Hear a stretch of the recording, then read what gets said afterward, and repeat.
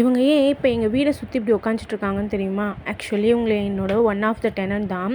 ஒரு 4 இயர்ஸாகவே எங்கள் வீட்டில் எந்த வாடகையும் கொடுக்காம அவங்க பாட்டு இருந்துட்டு இருந்தாங்க. அவங்களும் சரி குழந்தை குட்டியோடு இருக்காங்களேன்னு விட்டுட்டோம். ஆக்சுவலாக அவங்க வீடு வந்து எங்களோட பாத்ரூம் மேலே தான்.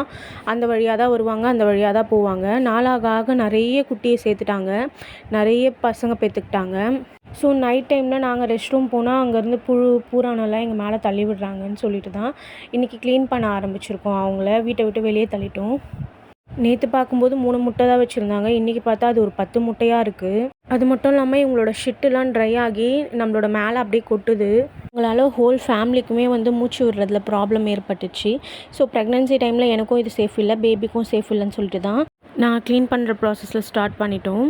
என்ன தான் இவங்க பார்க்கறதுக்கு ரொம்ப சைலண்ட்டாக இருந்தாலுமே இவங்களால நம்மளோட ஹெல்த்துக்கு என்னென்ன ப்ராப்ளம் வருதுன்னு பார்ப்போமா? ஆக்சுவலி புறாவோட கழிவில் நிறைய பாக்டீரியாஸ் அண்ட் ஃபங்கஸ் இருக்கும். எக்ஸ்பெஷலி அந்த ட்ரை கழிவில் டஸ்ட் ஆகி அதை நம்ம சுவாசிக்கும் போது நம்மளுக்கு காஃபு, கோல்டு, அப்புறம் ப்ரீத்திங் இரிட்டேஷன் இருக்கலாம், அலர்ஜி இருக்கலாம்.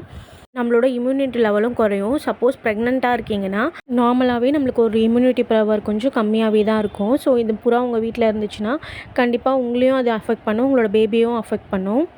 இதை நம்ம அப்படியே கண்டுக்காமல் விட்டுட்டோம்னா சிவியர் லங் இன்ஃபெக்ஷன் கூட ஆகலாம். இது ப்ரெக்னன்சியில் பேபியை டேரெக்டாக அஃபெக்ட் பண்ணுமான்னு கேட்டால் கிடையாது. சப்போஸ் அம்மாவை அஃபெக்ட் பண்ணிச்சுன்னா சிவியராக அது பேபிக்கும் அஃபெக்ட் ஆகலான்னு சொல்கிறாங்க. நாங்களும் அதனால தான் க்ளீன் பண்ண ஆரம்பித்தோம். சப்போஸ் உங்கள் வீட்லேயும் புறா இருந்துச்சுன்னா அதுக்கிட்ட கொஞ்சம் சேஃபாக இருங்க. இந்த மாதிரி இன்ஃபர்மேஷன் வீடியோஸ்க்கு என்னோடய பேஜை ஃபாலோ பண்ணிக்கோங்க, சேனலை சப்ஸ்கிரைப் பண்ணிக்கோங்க. தேங்க்ஸ் ஃபார் வாட்சிங்.